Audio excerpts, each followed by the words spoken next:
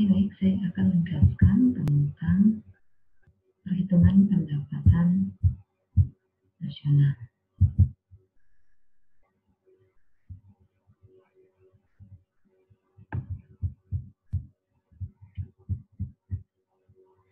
Ya, mulai jadi perhitungan pendapatan nasional itu dilihat dari konsep terbesar itu biasanya mulai dari GDP, GNP, NNP, NNI, PI, dan DI. GDP atau Gross Domestic Product atau produk domestik bruto yaitu merupakan produk barang dan jasa yang dihasilkan oleh seluruh penduduk yang ada di suatu negara. Jadi yang dihitung hanya produk yang dihasilkan oleh warga negara yang ada di negara tersebut dan juga warga negara asing yang tinggal di negara tersebut. Tetapi warga negara yang bekerja di luar negeri itu tidak dihitung dalam GDP melainkan dihitung dalam GNP. Nah, GNP atau PNB adalah total produk barang dan jasa yang dihasilkan oleh seluruh warga negara baik di dalam maupun di luar negeri. Jadi kalau pada GDP, produk warga negara yang ada di luar negeri itu tidak dihitung, tetapi produk warga negara asing yang ada di dalam negeri dihitung.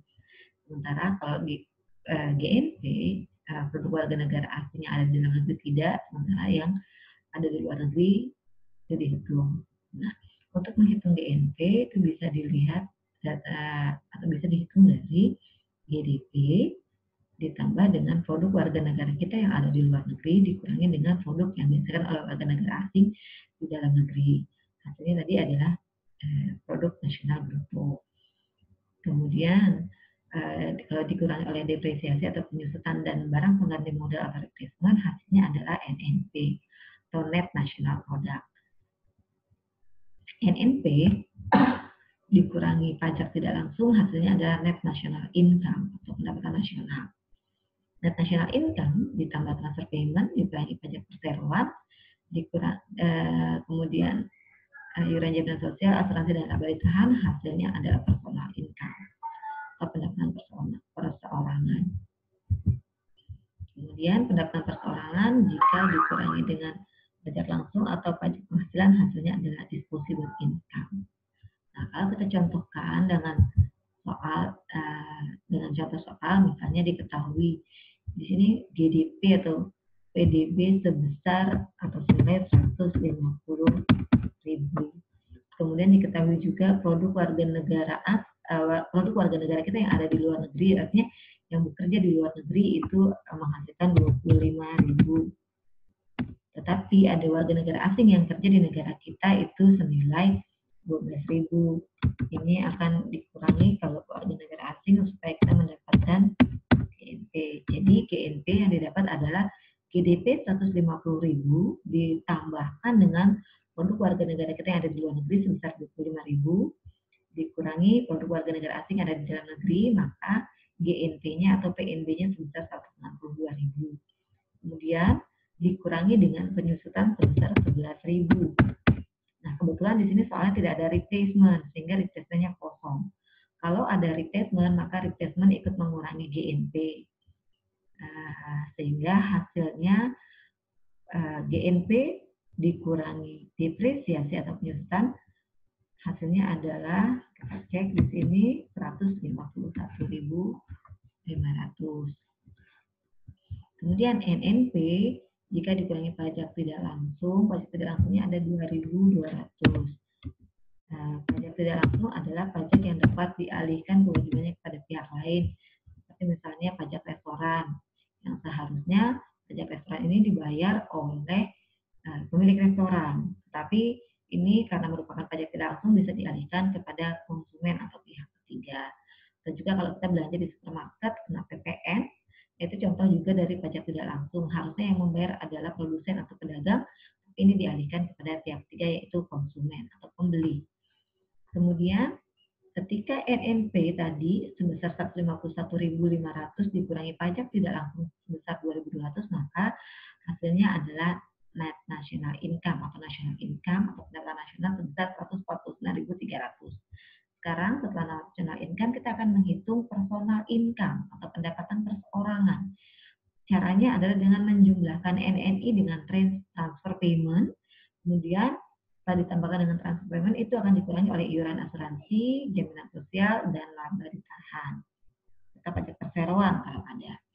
Nah, transfer payment adalah pembayaran transfer. Ini pembayaran yang dilakukan oleh negara kepada orang-orang yang sebenarnya tidak aktif bekerja, tetapi dia berhak untuk menerima pendapatan. Seperti misalnya orang-orang yang purna bakti atau pensiun, dia sudah tidak bekerja tapi masih mendapatkan penghasilan. Kemudian juga pejuang veteran. Kemudian orang yang menerima bantuan, seperti itu. Nah, di sini dicontoh diketahui NNI-nya sebesar 149.300, kemudian transfer payment itu ada 5.500, ini akan menambahkan NNI, kemudian dikurangi oleh pajak perseorangan sebesar 1.750, dikurangi lagi dengan iuran jaminan sosial sebesar 315, kemudian dikurangi lagi dengan pajak langsung sebesar 275. Akuntan di sini asuransinya kosong, 0 ya di sini. Jadi tidak dimasukkan. Maka dianggap 0.